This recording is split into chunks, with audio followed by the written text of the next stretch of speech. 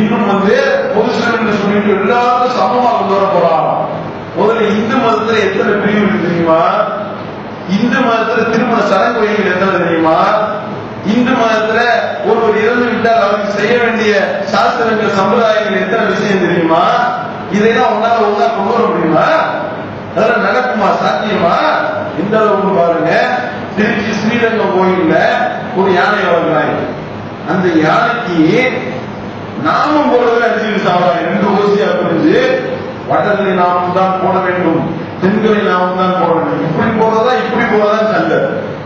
முதல்ல யானைக்கு நாமம் போடுறதுல உனக்கு உருப்படியா ஒரே சீல கொண்டு வர முடியல, ஒரே சட்டத்தை கொண்டு வர முடியல. உத்தரவு போட்டு பாரு பார்ப்போம். நாமம் ஒரே மாதிரி எல்லாத்துக்கும் இப்படிதான் போடணும்னு போட்டா இப்படி போடணும் தானே நல்லவி வருவான். இப்படித்தான் போடணும் தீர்ப்பு இப்படி போட வேண்டாம் வருவான். நல்லவி வருவானா இல்லையா?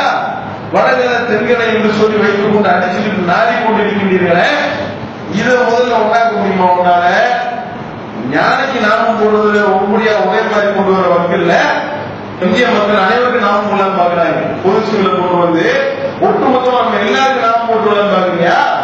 விடமாட்டோம். இன்னும் சொல்ல போனா இந்து மதத்திலையும் இன்ன பிற மதத்திலையும் நீங்க என்னெல்லாம் சட்டங்களை வைத்திருக்கிற அதெல்லாம் இங்க நம்ம உறுத்த மாட்டேங்குது. நம்ம தலாக்கு செய்யமோ, நம்ம பாக பிரிவினை செய்யறதோ, நம்ம திருமணம் முடிக்கிறது நம்மளுக்கு உறுத்துக்க முடியும். சரி, ஜெயின மதத்துல என்ன சட்டம் வச்சிருக்க? ஜெயின துறவியர்களை பார்த்துருக்கீங்களா? வாட்ஸ்அப்ல நிறைய வீடியோக்கள்லாம் வருது. அம்மனமா தான் இருக்கிறாங்க. அந்த அம்மன சாமியார ஹரியானா சட்டசபையிலேயே கொண்டு பயன் பண்ண முடிய விளக்க வழி செஞ்சாரு. ஆள் முன்னாடி ஒரு பெரிய போடியை தோன்ற போட்டாங்க. அதனால கவனிச்சாங்க மற்ற சுத்தி இருக்கிறவங்களாம். அப்படிப்பட்ட அம்மன சாமியார கூப்பிட்டு உட்கார வச்சு எல்லாம் பொங்கலை எல்லாம் உட்கார்ந்து பார்த்து ரசிக்க விட்ட. என்னடா அப்படின்னு கேட்டா, அது ஜெயின மத சாமியார்களுக்கு மட்டும் இல்ல, சிறப்பு அந்தஸ்து.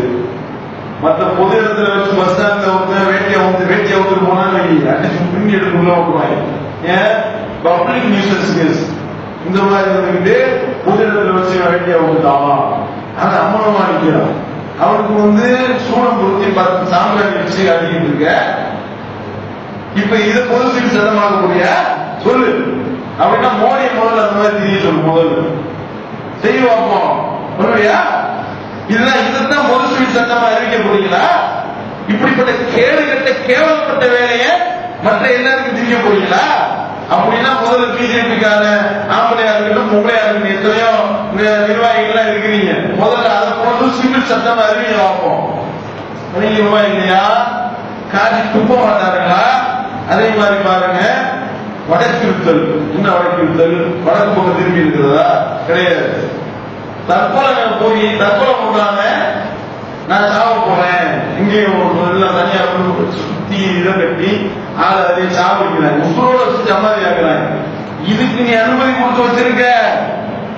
இது இதெல்லாம் ஒரு உயிரை தன்னைத்தானே அழித்துக் கொள்வது சரியா? முதல்ல அதுக்கு அனுமதி கொடுக்கலாம். பூர்வால் வைத்துக் கொள்ள அனுமதி சீக்கியர்களுக்கு. கத்தி வச்சிருந்தா கலவரம் வருமா இல்லையா?